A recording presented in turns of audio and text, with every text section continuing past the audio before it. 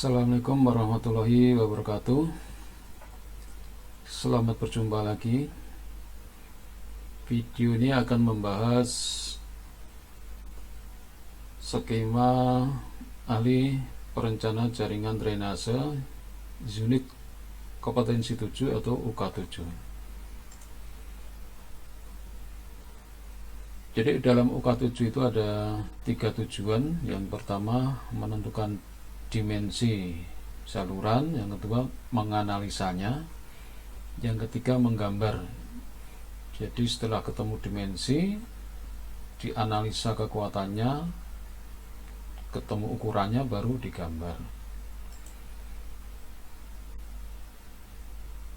Nah, pada EK1 menentukan dimensi jaringan saluran drainase ini ada 3 tujuan. Jadi untuk menentukan dimensi jaringan itu kita harus tahu debitnya. Maka tujuan yang pertama di sini adalah menentukan debit aliran rencana yang dihitung berdasarkan skema layoutnya. Terus setelah debitnya ketemu, tujuan kedua adalah menentukan bentuk saluran drainase ekonomisnya. Terus yang ketiga, setelah ditentukan drainase ekonomisnya, dimensinya secara ekonomis dihitung. Jadi sesuai dengan rumusan hidrolika. Nah, ini cara menentukan debit aliran rencana berdasarkan peta layoutnya. Sebelah kanan ini adalah peta layoutnya, gambaran peta layoutnya. Di sini ada beban-beban. Jadi artinya kalau hujan jatuh di sini akan mengalir melewati saluran yang kecil atau saluran drainase kuarter, tersier, sekunder, dan saluran primer. Nah, ada dua cara untuk menentukan debit. Yang pertama adalah dengan pengamatan debit. Jadi pengamatan debit maksimum ini dilakukan di sungai. Yang kedua dengan pengamatan hujan. Jadi debit itu bisa didapatkan dari pengamatan di sungai, jadi pengamatan debit, dan bisa juga didapatkan dengan pengamatan hujannya. Nah, ini urut-urutan dalam menentukan debit berdasarkan hasil pengamatan debit. Tentunya ini di sungai. Jadi yang pertama historis data debitnya, jadi pengamatan debit di sungai. Artinya dalam satu hari itu bisa diamati pagi, siang, sore, sehingga disebut sini sebagai debit harian maksimum rata-rata. Terus durasinya semakin panjang semakin baik. Jadi misalkan 20 tahun. Selanjutnya dicari distribusinya. Jadi distribusinya nanti akan mengikuti normal atau log normal, persen atau gambar. Nah, untuk menentukan distribusinya ikut yang mana harus diuji dengan cara menguji dengan chi-square atau Smirnov, sehingga nanti akan ketemu debit banjir rencana 2 tahunan, 5 tahunan, sampai 100 tahunan atau bahkan lebih. Jadi ini menentukan debit rencana berdasarkan pengamatan yang dilakukan di sungainya. Terus berikutnya menentukan debit rencana berdasarkan data hujan. Jadi kalau tadi pengamatan debit dari pengamatan di sungai, ini debit dari pengamatan hujan. Jadi dihitung dari data hujannya. Jadi di sini ada data hujan dari stasiun 1, 2, 3, maka nanti harus dirata-rata. Terus dicari distribusinya. terus diuji. Jadi dari pengujian ini kalau tidak memenuhi syarat, berarti harus kembali ke atas, jadi mencari data yang lain. Kalau dalam pengujian ini mengikuti salah satu dari distribusi yang ada, normal, abnormal, log person 3, Campbell, maka dilanjutkan. Ini menjadi hujan rencana atau R24. Di sini 2 tahunan, 5 tahunan, 10 tahunan, sampai 100 tahunan atau lebih. Jadi ini urut-urutan dalam hitungan debit dari data hujan. Terus selanjutnya ini intensitasnya. Jadi setelah ketemu hujan rencana, maka kita akan menghitung intensitasnya. Jadi untuk menghitung intensitas kita membutuhkan waktu kritis atau TC dan koefisien aliran. Nah, ini berdasarkan data dari karakter DAS. Jadi dengan intensitas TC dan C ini, maka nanti akan bisa didapatkan debit rencananya dengan rumus rasional. Jadi 0 Q sama dengan 0,278 CIA.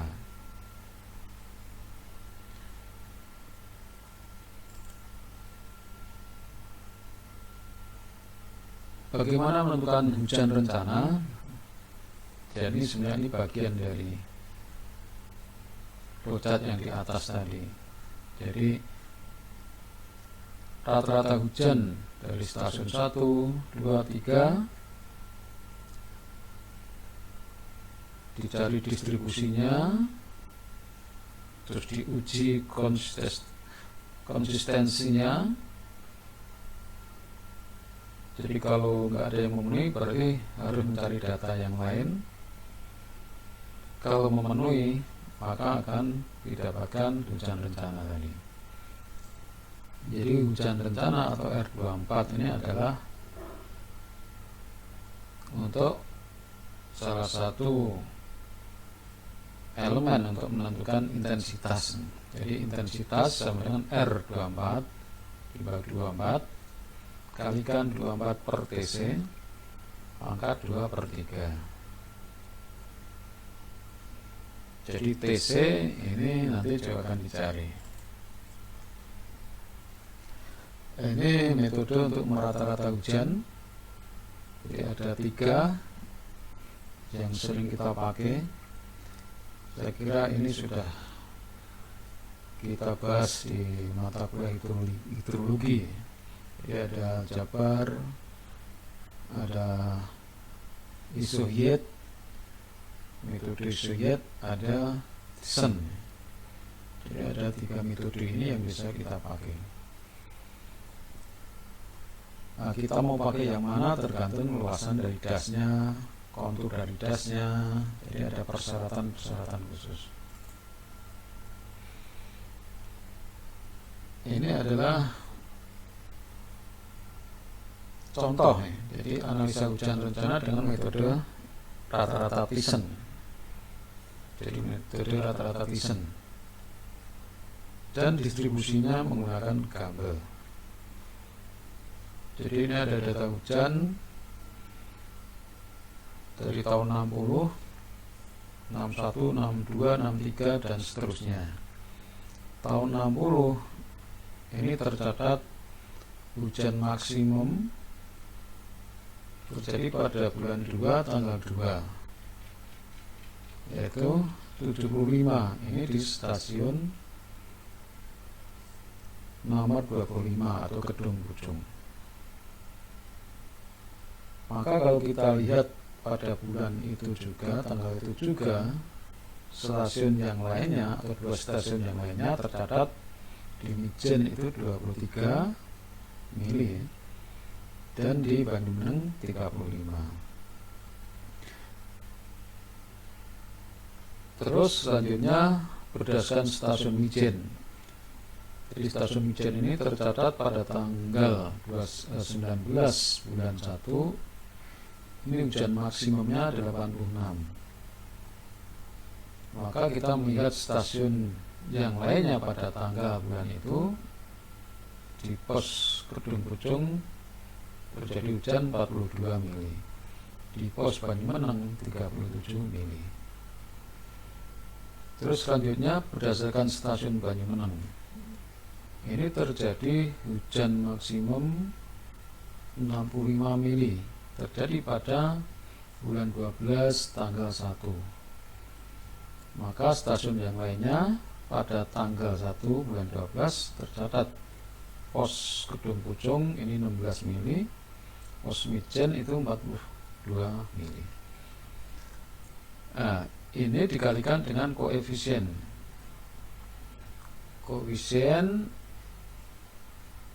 pos Kedung Pucung ini, artinya luasan Kedung Pucung pos 25 dibagi, jadi luasan pos 25 ini dibagi luas total 0,45. Pos Mijen juga 0,30 ini bagian dari luasan total catchment areanya. Sehingga ini menjadi koefisiennya. Ini dikalikan saja. Ini 75 dikalikan 0,45 ditambah 86 dikalikan 0,30 ditambah 65 dikalikan 0,25. Jadi hasilnya adalah hujan rata-rata nih. 49,40, 53,95, 36,05. Maka diambil yang paling besar, menjadi hujan maksimum harian rata-rata pada tahun 1960 yaitu 53,95. Tahun 61 juga sama, tahun 62 juga sama. Yang tidak datanya, kalau nggak bisa diproses ya dibiarkan saja. Selanjutnya maka akan ketemu tabel berikut ini. Jadi ini adalah hujan maksimum rata-rata yang telah dihitung tadi dari ketiga stasiun. Di tahun 60 ketemu ini, 61 ketemu ini, tahun 63 tidak ada datanya, 64 juga nggak ada, dan seterusnya.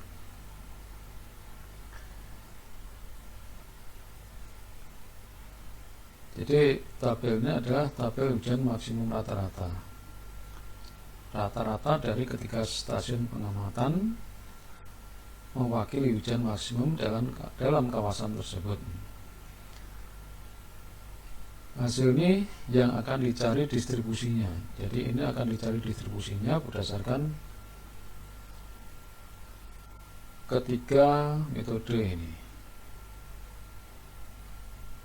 Terus akan kita cari juga parameter statistiknya seperti rata-rata, deviasi, kemencengan, kelancipan untuk menentukan hujan rencananya.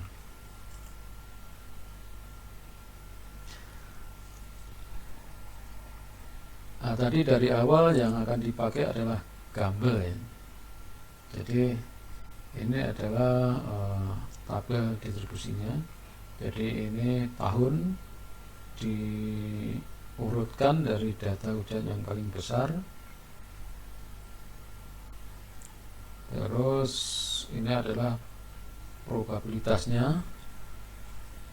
Jadi N+1 dibagi M. Jadi N itu banyaknya data, M itu nomor.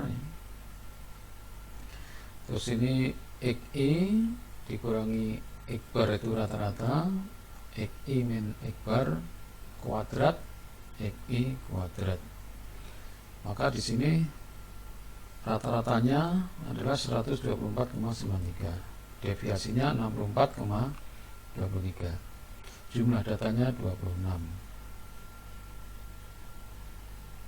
Maka dari tabel Gamble didapatkan JN 0,532, SN 1,0961, seper A itu sama S dibagi SN sama 58,6, B-nya itu sama Ikbar dikurangi JN kali S dibagi SN sama 93,758.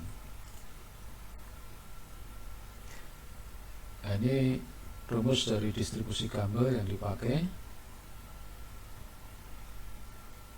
XT sama dengan B plus YT dibagi A. Jadi B-nya tadi adalah Ikbar min JN kali S per SN.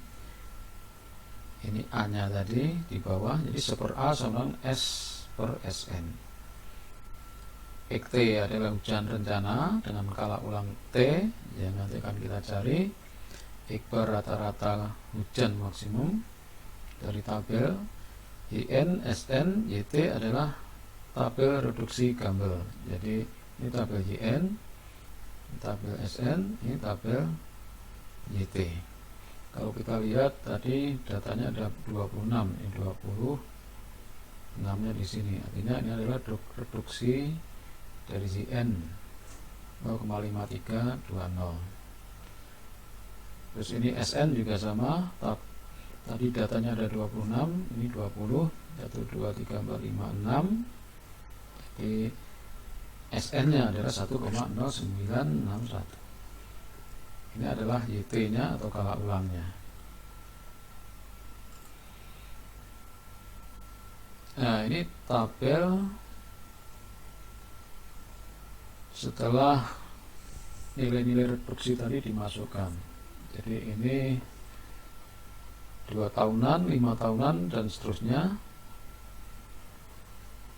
Terus ini persamaan XT tadi sama B plus YT dibagi dengan A. Ya, ketemu ini adalah hujan rencana. Hujan rencana ini 1 tahun, ini 2 tahun, 5 tahun, sampai ini 1000 tahun dalam mili. Ini adalah hujan rencana yang akan dicari tadi. Ini adalah periode ulangnya. Ini adalah dari tabel YT tadi. Jadi reduksi dari YT.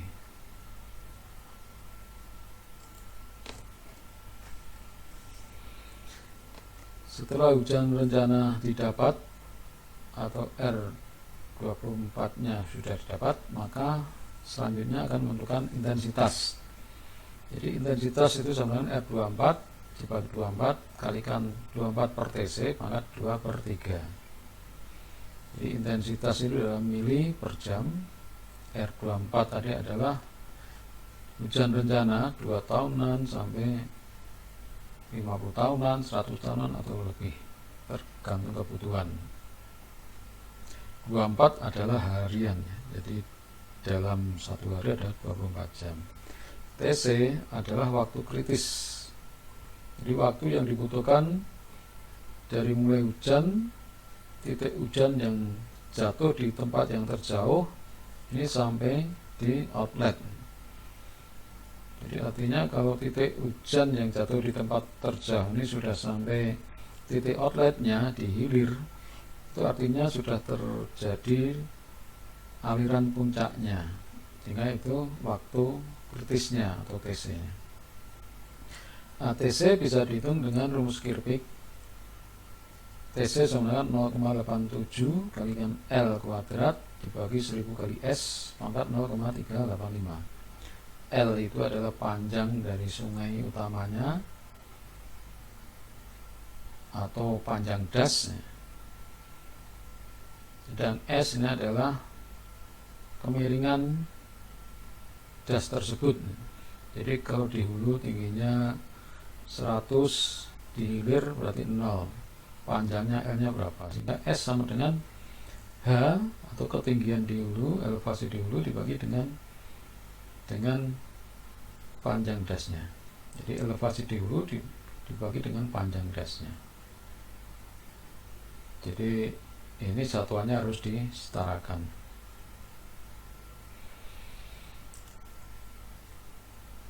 Oke, selanjutnya tadi I sudah, intensitas sudah, jadi hujan rencana sudah, untuk intensitas sudah, TC-nya sudah.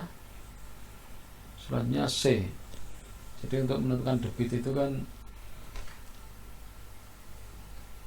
Q sama dengan C I A. Jadi I nya tadi sudah, C nya akan kita bahas. Jadi C itu adalah koefisien aliran. Jadi tata guna lahan yang ada di catchment area. Jadi kalau catchment area-nya itu adalah suatu wilayah yang akan dikembangkan, maka dalam wilayah tersebut itu ada apa? Makanya harus dicari luasnya dari tata guna lahan 1, terus luas yang kedua ini dari tata guna lahan 2. Jadi setiap tata guna lahan itu kan punya C yang berbeda-beda. Berarti ini ada 4 tata guna lahan dengan 4 C yang berbeda. Maka ini harus dirata-rata dengan persamaan C rata-rata sama dengan sigma CI AE dibagi luas total. Nah, bagaimana menentukan luasan masing-masing atau A-nya? A-nya ya dihitung bisa menggunakan skala ya. Jadi bisa digunakan planimetri atau berdasarkan skala, dibuat grid juga bisa. Terus C-nya didapatkan dari tabel. Jadi yang ada di catchment ini misalnya perkantoran atau rumah tinggal atau industri, maka di sini ada daftar C-nya. Jadi 0,7 misalkan untuk perkotaan sampai 0,95. Jadi ini minimal, ini maksimal, bisa dicari rata-ratanya. Atau pakai ini minimal atau pakai maksimal. Jadi tergantung dari perencananya. Hingga setelah ketemu C rata-rata, maka Q atau debit yang terjadi di hilir, jadi Q dengan bersama rasional itu adalah 0,278 CIA. Ini dalam meter kubik per detik. Jadi C tadi adalah koefisien aliran rata-rata dari tata guna lahan yang ada di sini. I itu adalah intensitas hujan rencana. A itu adalah luas area atau catchment area.